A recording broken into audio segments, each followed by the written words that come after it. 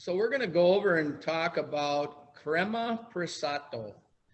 Crema Pressato actually is, again, a recipe that I've had in my head for 40 some odd years. It's a fresca Asiago is what it is. And in Italy, instead of calling it fresca Asiago, they will call it commonly Crema Pressato. And so we actually entered this cheese in, started in 18, and we took a bronze medal. And then this past spring in March, our Crema Pressato took the gold medal at the World Championships. So it's a very beautiful cheese. And I like to say that of all of the Italian cheese, it's probably the most versatile. It is great on a cheese board. It's great for melting. It can be used as an ingredient in, pastas and different things. So it's kind of a do-all cheese in my mind. It has a little bit of that Italian lipacey, Romano-y flavor, but not too strong. And it picks up on a little bit of the sweetness that maybe a Parm would have, but the texture of the cheese is higher moisture, whole milk, and it's just an unbelievable cheese. Very, very creamy and delicious. Great on focaccia bread. Mm-hmm. So we're going to try a little bit now. Michael, you've had a chance to try some of these cheeses as well, and I haven't actually had a chance to ask you what your thoughts were about how you like the cheeses and where we are. So this is what it would come in. Yeah, I think this is really fun that we get a chance to be able to taste together. The first thing that you notice about this cheese is how creamy it is and how soft it is and pliable. It's such a nice, beautiful cheese, and its flavor, it's just very mild. I think, again, using this and just about any recipe where you want to have a creamy cheese base, this is excellent because it's really going to adapt to the flavors that's around it. And so in my pairings, that's what I decided to do with this one. This is such a nice cheese that you don't really need to go out and do a lot with it. So I have the Rustic Bakery. This is their rosemary and olive oil. It's just really simple. And so that's what I decided to do. It's a organic flatbread sourdough. So that, and for beverage, I have the Sierra Nevada Pale Ale. Wanted just to make it something simple, light, and they just go real well together. What are you guys doing? Yeah, I agree. We actually have those crackers in our market, and they go perfectly with that cheese. It's a great combination. yes, I would agree. A lighter beer. We actually make a version of this Asiago in a Sourdough form, and then we actually soak it in a deep red South African wine. So this is one of the few Italian cheeses that I think goes even well with both white and red wines, but a sweet, I think not a tannicky Merlot or anything, but I think a sweet red wine, Pinot Noir, maybe even a lighter wine, I think goes really good with it. I can see that. It's just such a nice, easy to enjoy cheese. This is, perfect for the start of a cheese board. Get you ready to eat more cheese, but also at the same point, there isn't anybody that would say, well, I don't want strong cheese or something. You can feed this to every single person in the world and they would love this particular cheese. I would agree. Yeah. Our Top Hat Cheddar. The franchise, I call it. Yeah, this is From a sales and marketing standpoint. kind of like known as our franchise. We made the investment to purchase the truckle forms, and I always liked English cheddars. I made a lot of American style cheddars working in my past jobs, and got a lot of experience doing that, but I always wanted to make an English style cheddar. And we did come up with a recipe that, and I wasn't sure how it was going to do. You know, it's always the unknown when you're starting up a new recipe and you're starting up a new company. But there's an English cheddar called a Leicester. And this is a takeoff of a Leicester. Now, a red Leicester is deep, deep red. We put a little color in this cheese, but make no mistake, the texture of this cheese, the sweetness that it brings, the sweetness that it carries through aging, it's a Leicester, all right? And we've now have some cheeses that are close to 3 years old on our top hat, and they are phenomenal. They are. And so while we make our normal top hat, which about 8 months old, it won the World Championship in 2018. Very nice cheese, but you always get that one person that likes that super sharp cheddar. And when they try it, they instantly say, well, this is different. You know, this isn't like that 28-year-old, you know, crumbly cheddar that, you know, really bites on your tongue. This is, it's almost takes on a flavor of like an aged Gouda in some cases, although we don't make it that way. Right.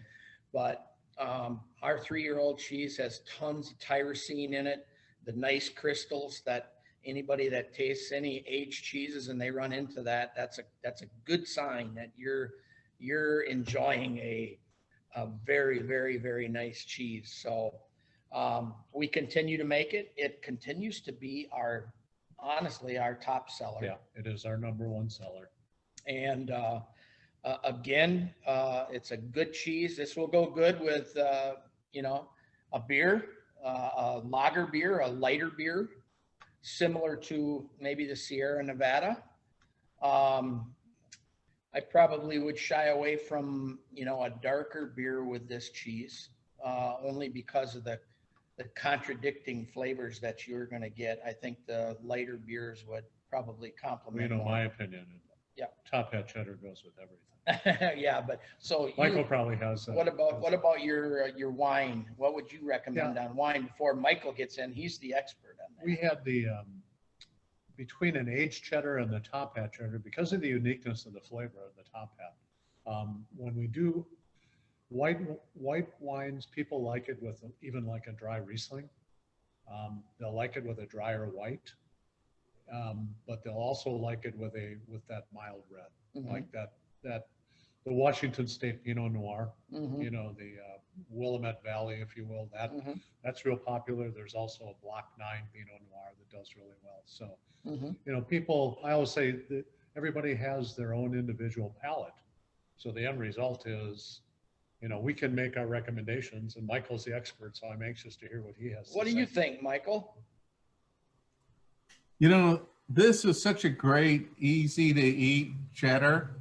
To me, it does have some tanginess to it, and I really like that. But there's a lot of butter that comes across here, and I think that's a really great way of being able to, you know, be able to pair with this, because it has so much flavors with between the butter and a little bit of tanginess.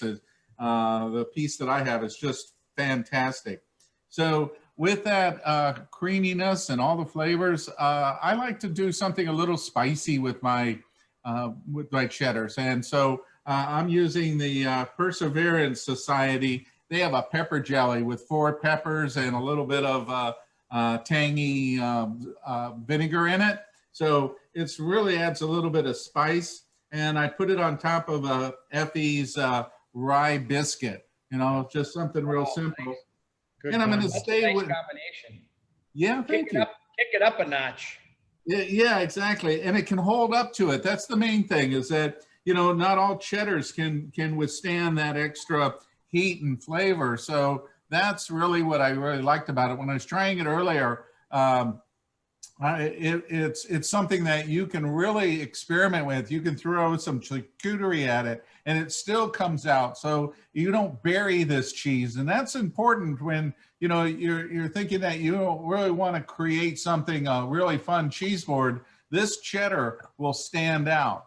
And I'm pairing it, I'm staying with the Sierra Nevada Pale Ale, just like you said. It just needs a little bit of carbonation. It doesn't need a lot. You don't really want maltiness. You just want a little bit of simple flavor. So that's the direction that I went. Yeah, Good. sounds good. I'm liking it. I'm liking it. More cheese, please. Yes. You know, we do a lot of charcuterie boards in our restaurant. And Top Hat, you know, I always like to create a lot of diversity. 3 or 4 different kind of cheeses, and I go in a range. I don't like to pick cheeses that are too close to each other in terms of what they're going to present to the taste buds. So, you know, we'll go with a blue and we'll go with a Top Hat on one end or the other, and you know, we can throw in a Romano, which is like way over the top. And, but, you know, we try and mix that up so that we give a whole, so that the person that's trying it can try all of those different cheeses that are made and why they taste the way they do. Right. And we get a lot of compliments for that. We do a lot of Italian salamis on our cheese plates that go along with it, some finocchiona and a suppresso. We actually do one of our favorite things that we actually do with Top Hat is we actually do a Serrano Lomo, which is a Spanish cave-aged pork loin, and from the Iberian Peninsula of Spain. And that's probably my favorite charcuterie meat of all time. But we always have prosciutto available too. So, I mean, we mix it up. And every week there's a new style of cheese or a salami or meat of some sort that goes on there. And we rarely, if ever, get complaints on the matchings that we have. Well, as I always, when I call on food service, and I'll always say, okay, what three cheeses can you suggest to me that'll always be good? Mm-hmm. And I always tell them, buy Top Hat Cheddar, buy our Valmy beer wash Gouda, which we're going to sample in a few minutes, and then use that Crema Pressato or use that Asiago or use that Romano and Parmesan, just to give it that depth, you know. And so I always say, if you're going to limit me to 3, these are the 3 I would throw out to you. Okay. All right, Michael. Zivile. Zivile is a very, very unique cheese. It's Zivile is a Swedish and or Danish fontina, if you will, not to be compared to an Italian fontina. They're 2 different cheeses, really different, in fact. But I always was fond of a Swedish fontina. The culture that we use with this is very unique. It comes from Europe. It's a culture that is traditionally used to make this cheese. And what makes this cheese really kind of cool is that when I tell customers when they eat it, it does have a citrusy taste, like green apples. So when you taste it, you're tasting almost like a citrusy green apple taste. It has the texture and meltability of a mozzarella, a whole milk mozzarella.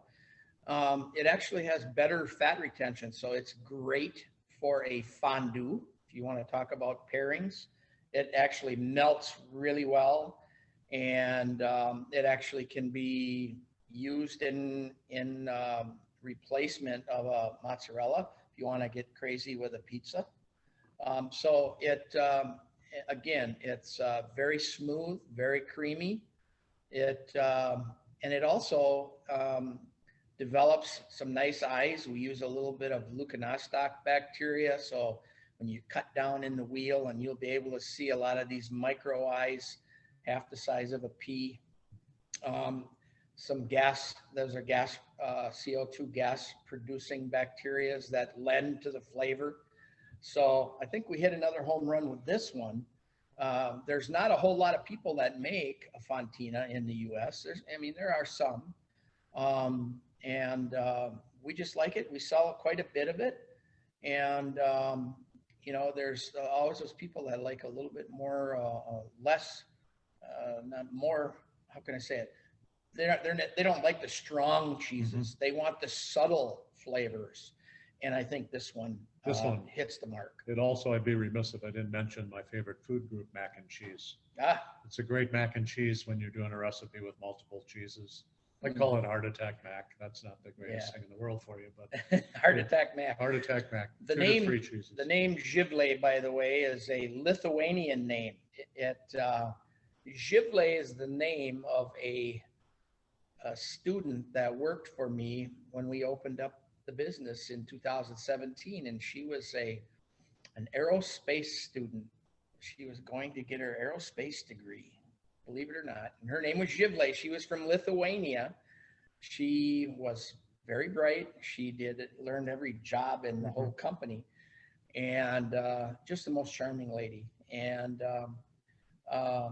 so when I made my first vat of the fontina, I brought her over to the cheese making window, and I says, I'm going to name this cheese after you.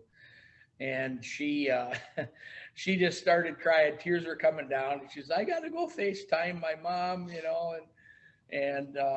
so it's a fitting name for the cheese, even though it's Lithuania, which is a few hundred miles from Sweden.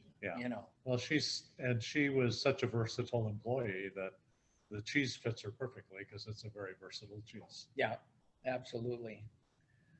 So this kind of cheese, in terms of pairing with a wine, I think it goes really, really good with a light, like even a Riesling. They fall together very easily. This cheese will go well. You got the apples in the cheese already. You get any kind of wine that has a little pear flavor, like a fruity pear. I think it just fits good. What do you think, Michael? This is just such another cheese that is so easy to eat and agreeable. It's got the nice butter to it. There's a little nuttiness to it in the background, and then just a little hint of a tang. So when I was tasting it, thinking about it, and you were talking about fruitiness of wines, I decided to go with Bonnie's Jams. And this is a peach and ginger jam. And I really wanted to kind of play on that buttery, and it's almost kind of really takes out that jam and butter and a little bit of cream on there. So it really brings it out. And then as my vehicle, I have the Effie's again, and this is the corn cakes. And I really like the corn because it's kind of like the cornbread thing where you get that little bit of sweetness to it, but it's also kind of vegetable. So it kind of brings it all together. So peach, ginger, corn, and the cheese. And I'm pairing it with a Gaelic ale with a little bit of maltiness, kind of bring out a little sweetness all the way around. Okay. Very nice. I love the ginger in this. It's amazing because salsas and chutneys and jams can fit so well into charcuterie boards and, appetizers. It's just amazing what you can do with them. Yeah, our chef will provide on our boards. He'll make 2 or 3 different jams or chutneys that are made in the kitchen fresh each day, and then he'll serve those along with the cheeses that come out with the meats. So I think that you're able to go out and get a variety of jams, jellies. You don't need to go out and spend $1 million on that. You just need a little bit of sweetness on here. This isn't about it being paired up with monster stuff. It's just a little bit, just to kind of bring it out, but also the cheese can handle that extra flavor and characteristic of it. It's really nice. Very well. Very well done.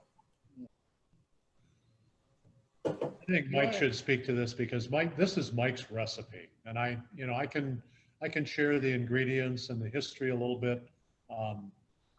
The Belgian settlement of Valmy is why the cheese is named Valmy. The Belgian settlement is, well, the monks in the monasteries of Belgium were the originators of a double chocolate Belgian stout. And from there, I'm going to have Mike explain how he got the Gouda cheese together with the Valmy, the Belgian well, you got the monks making beer, and the 7 monasteries in southern Belgium, they also make cheese. And I didn't know exactly how long ago that they figured out that they could probably combine those in some way. And so the monks, they created a cheese that was very much like a Gouda from Holland, but it tended to be a little bit drier. So when I look at Goudas, I always look at the traditional Gouda, and then I look at the Belgian Gouda. And I think Belgian Goudas, the ones that I've tried, tend to be a little drier. They tend to be maybe not quite as sweet, although there's a lot of nutty sweetness to it. And so from that standpoint, there's a cheese called a chimay that the monks make in Belgium. And so I wanted to do a little bit of a takeoff on a chimay and maybe do a little bit better job and do something a little different. So, again, we give it a specific name. Those that are world travelers would say that Valmy is in the north of France. And so if you go back during the Crusades, some 300, 400, 500 years, that border between Belgium and France changed hands many, many times. And at one point in time, Valmy was a part of Belgium. And it hasn't been for hundreds of years, but I tend to get corrected by people saying, well, Valmy's not in Belgium. Well, it was at one time. But the real purpose is where we live in northeastern Wisconsin, there is a tremendous amount of Belgian heritage on the farmers and a lot of them are dairy producers that produce good, great high quality milk. And I've worked with a lot of Belgian cheesemakers, and I've, got a lot of friends. And this town of Valmy, come to find out, is 10 miles from our cheese plant. And it grew up being kind of a little hub in Door County where this Belgian community settled back in the 1800s and early 1900s. And so they named the town Valmy, and to me, it was just a good fit. In terms of the cheese itself, I wanted to be able to create a beer wash cheese, not a beer brine cheese. So we created a unique Gouda recipe, and so it was kind of a work in progress, if you will. I had never made a beer wash cheese before, and but we gave it a try, and we learned along the way. It took a few trial and errors along the way, but we actually take a beer that is produced from a craft beer company in Door County, and it is a double chocolate milk stout beer. It's not heavy like a Guinness, but it is dark. And what we do is we make the cheese. It gets aged for 2 months, open air, in our cave. And then at that point, we actually take we take a beer that we get, this double milk chocolate Belgian ale, and we start to wash process, and we wash these wheels about 10 times in a month. About every 3 days, we'll go through a hand washing with a cloth. We don't just soak the wheel in the brine. We actually wash the outside, and it goes back on the shelf. And it develops this real nice brown color on the rind. And after that additional 30 days, then it goes back on the shelf, and it has to age for another 2 months, believe it or not. So this cheese isn't ready to be consumed until it's 5 months old. And during that aging after the beer wash, it's a very, very unique thing that happens to this cheese. The exterior of the wheel starts to develop yeast on the outside. So you'll very easily see, oh, okay, we've got some nice white yeasty stuff growing on the outside. And to me, it doesn't matter that much. Somebody might say, oh, I don't want to mess with that. Actually, some people will see it when we're doing the cave tours, and they'll say, why is that one twice as big as the other one? Yeah. And it's because the yeast is growing on the outside of the rind. Yeah. People Think that it's twice the size, so rather than just being able to knock it off. But the point is we want the yeast to grow. But what we also do is we take a saltwater bath, and once a week we'll go over the outside of that wheel and we'll wash that yeast down. So we'll wash the yeast away. And by the next week and this yeast is coming from the beer. There's no making a mistake about it. It's because of the yeast in the beer. It's growing. And so it goes through that process, and it develops a real nice golden brown rind that's on the outside. And then, of course, we do our plastic coating. There's a Paracoat on the outside. And then it ages for a little bit more. But it doesn't come into its own until it's 5 months old. I would say that this cheese that you sampled, Mike, is probably in that 7 to 8 months old. So it's right in the wheelhouse. And we've got some 2-year-old Valmy that we're, I think, gonna bring out for Christmas time. And it's taken on another flavor profile itself. It's a semi-soft cheese. And my goal was to get some of this beer flavor to come out. The beer doesn't overtake it. Like there's a lot of beer cheeses that all you taste when you eat the cheese is beer. I did not want that. I wanted to catch some of the fermentation, which we did, but that double milk chocolate that was in the beer seems to create a nice caramel note. And I will be interested to see, Michael, with your palate, what you think of this, because this is, we pick up that caramel note in that cheese, and it's subtle, but it's nice. So this is the most labor-intensive cheese you can possibly make in terms of the process that you go through.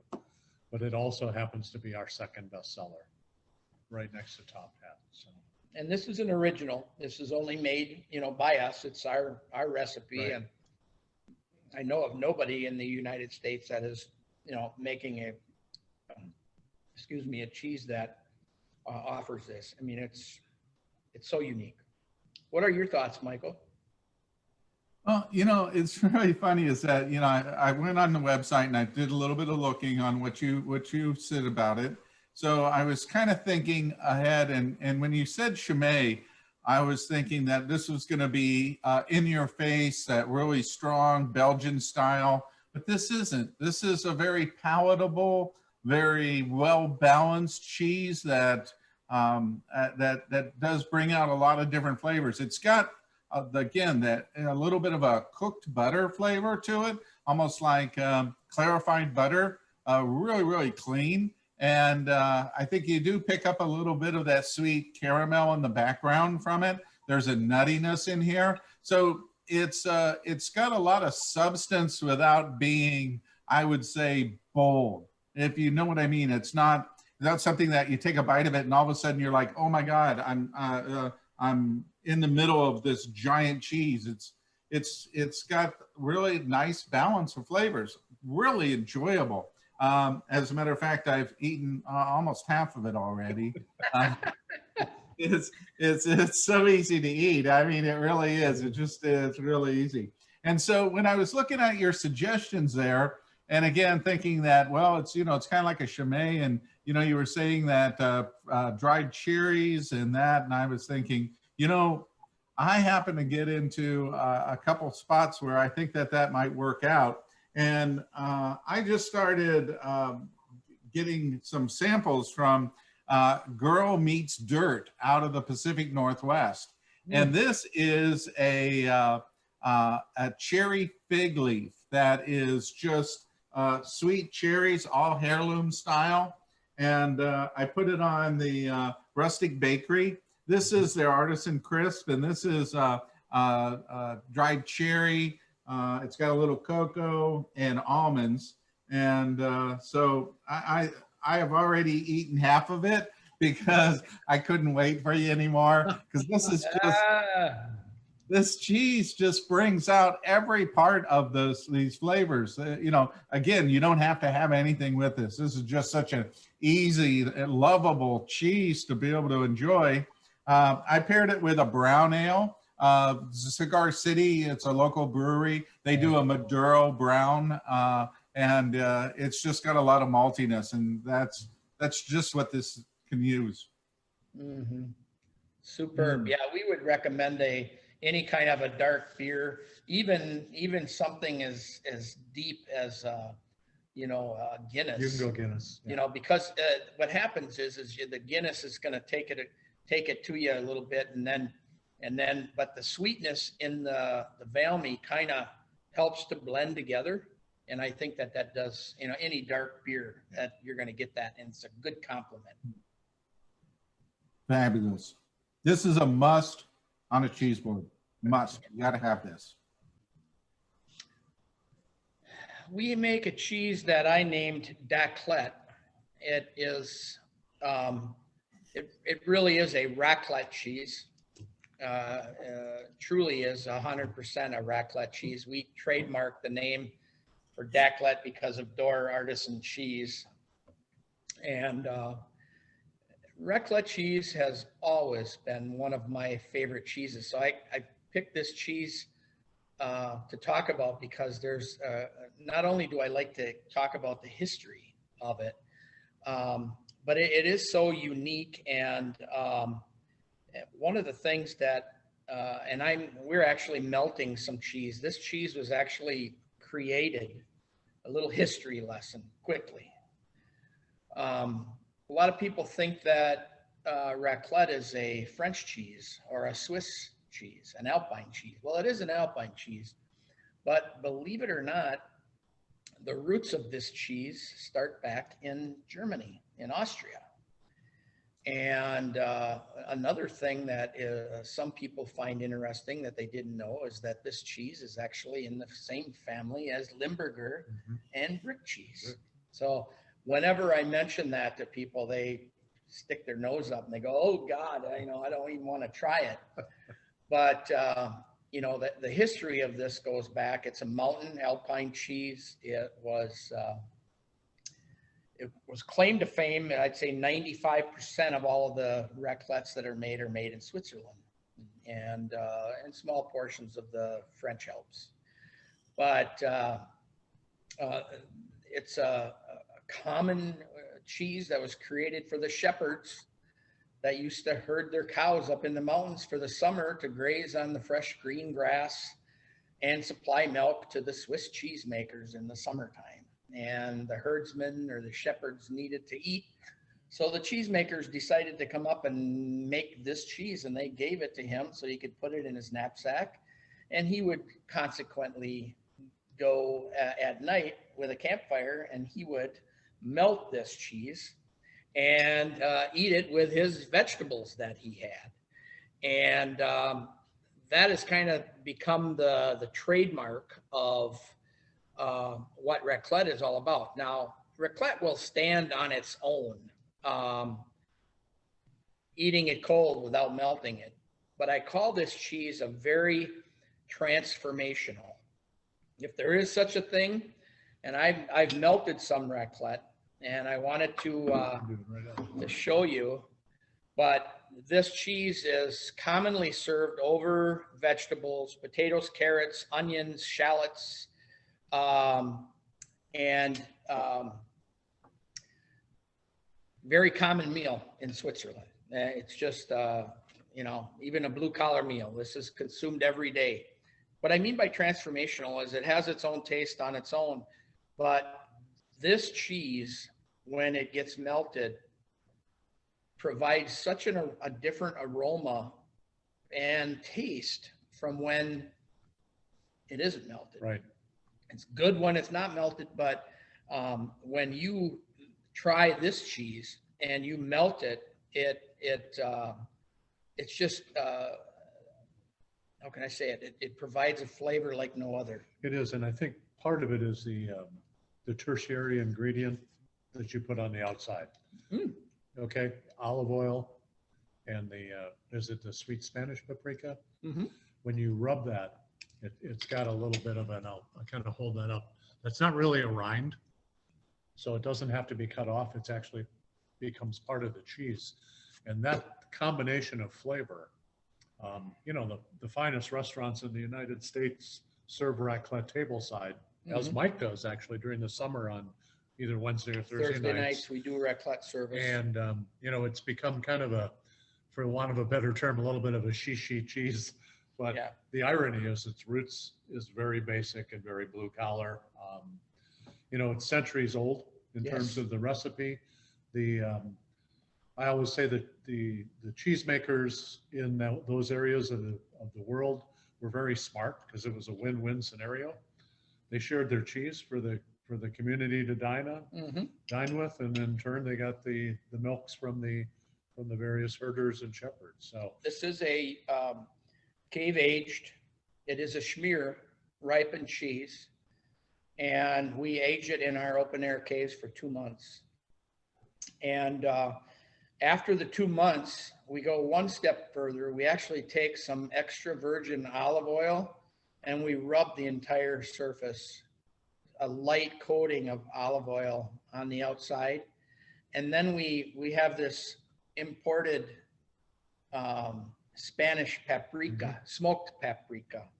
And then what I do is I hand rub that paprika on the outside, and then it ages in the cave for an additional week with that final step on it. And that little bit gives it just a little bit of a different, you know, flavor. But I love raclettes, if you didn't notice. And it's just a neat cheese to make. It's a neat cheese to talk about. And again, very versatile. And the other thing I wanted to mention is you don't have to have a raclette device in order to melt it. I've done it on grills. We've done it on griddles at shows, but I've also done it right in a fry pan and a saute pan right on the stove, because it melts fairly quickly, and it can be served not only on vegetables and meats and potatoes, but you can serve it on crackers also, warm. And we did that at the foodie show, and we couldn't keep up. Yeah. You know, the line got so long, we didn't get to talk to anybody for 3.5 hours because we were busy serving this. But so it's, in terms of versatility, there's a lot of different ways you can prepare it. The end result is perfect. We use this cheese a lot in our restaurant too. We have a ongoing meal, which is a roasted cauliflower, roasted and toasted cauliflower with melted raclette over the top. And when we do raclette service, you know, we have the whole entire vegetable, you know, panorama that we bring in on a plate. And but we also do flatbreads. This is a cheese that goes well on a flatbread, you know, with veggies. It can be a whole veggie thing, you know, on a very nice meal. Yeah, the personal favorite I have that the restaurant prepares is they melt the raclette on the flatbread along with asparagus tips and deep fried cubed potatoes. And it is a combination that is unbelievable. Michael, your thoughts on this one? I've been with you the whole time, you know. I did notice there's a little bit of smokiness to this, on the rind. So, but the flavor is mild. There's a little tanginess to it. To me, it's got a unique flavor. I was trying to pin it down exactly what it was, and I think it's that the raclette has a little bit of sweet vegetable, maybe kind of like going toward corn area, something like that. But it's just got such a nice balance of flavors. And I agree with you about the flatbreads. I'm using the olive oil and sea grist with the Rustic Bakery. And what I was thinking about, and what I'm probably going to do tonight, is I have the long strips of the sourdough flatbread from Rustic Bakery. And I'm just going to lay them out all together. I'm going to shred up some of the cheese on top of that, melt that down. And then I have, this is Volpe. This is their copa, which is it's a air-dried pork sausage, salami. And so I'm going to tear this up on top of it. And then with some sweet or tangy gherkins, I'm going to kind of slice them up thin and lay them on there. And that is exactly what I have here without the melting. So just a little bit of a sandwich. And then, this is a lot of flavor, So the pairing that I went with was again, a Cigar City local brewery. This is their Tobago. That's a red IPA. So it's malty with hoppiness, and that would be a lot of fun with the pairing there. But I can't wait, to melt this and get it on that flatbread. Cool. Very good. Well, that's just a small sampling of, what we do here. Mm-hmm. We're always trying to come up with some new ideas and unique things to provide our customers, and who knows what will be, into our future. We shall see. I mean, the Chipotle Gouda, was our newest introduction, and went pretty fast. It certainly did. So we're pretty excited. Everything that we've come out with, we usually do some pretty good testing on to make sure that we get everybody's opinion, and they're always good. Yeah, so. Very much so. Well, we have one question. Yes. Came across, and I'm not quite sure, but I don't remember whether or not you actually answered this, but what's the significance of the name Door? Because we are in Door County, Wisconsin. So Door County is one county of 72 counties in Wisconsin. And if you look at the map, we are in the thumb, and that is called Door County. So that's why we called it Daclette. So maritime history of Door County is that the area where a lot of ships sink, it's called Death's Door. So Door County was actually derived from or drawn out or extracted from that Death's Door. Many shipwrecks. Where the many shipwrecks took place, which has become pretty popular up here in terms of scuba diving. Oh, sure. People looking at going down and looking at the various ships that lost, because it gets very stormy when you get the inner bay, is wild enough, but when you cross over from the inner bay into Lake Michigan, the water gets pretty wild and pretty unpredictable. And so that's the, I guess, the depressive side of why it's called Door County. Well, the other thing is that a lot of people create, it's the door to the peninsula of Wisconsin. Yeah, there's a lot of water, a lot of boating, a lot of hiking. People relate to Door County as being the Cape Cod of the Midwest. So we get a lot of visitors from Minnesota, Iowa, Michigan, Indiana, Ohio. And then we get that contingency from Texas and Florida. Yes, Missouri. We get some international, we get a lot of California people, especially Northern Cal. Yeah. So it's a destination place. And we're known for our cherries and our apples. And our cheeses, of course. and certainly now we hope our cheeses up in Door County. So again, we're very, very appreciative of you taking the time to talk to us and let us explain this and our cheeses and, you know, to go through these pairings. It's so important. We use this, we'll use your knowledge to be able to help us to, you know, pair cheeses and meats and crackers and breads and all of that, you know, together to create a better experience. So I do thank you very much again, and hopefully our paths will cross here soon. I'm sure they will. And again, thank you guys for, you know, coming out and talking, and excellent presentation. I really love all that you do.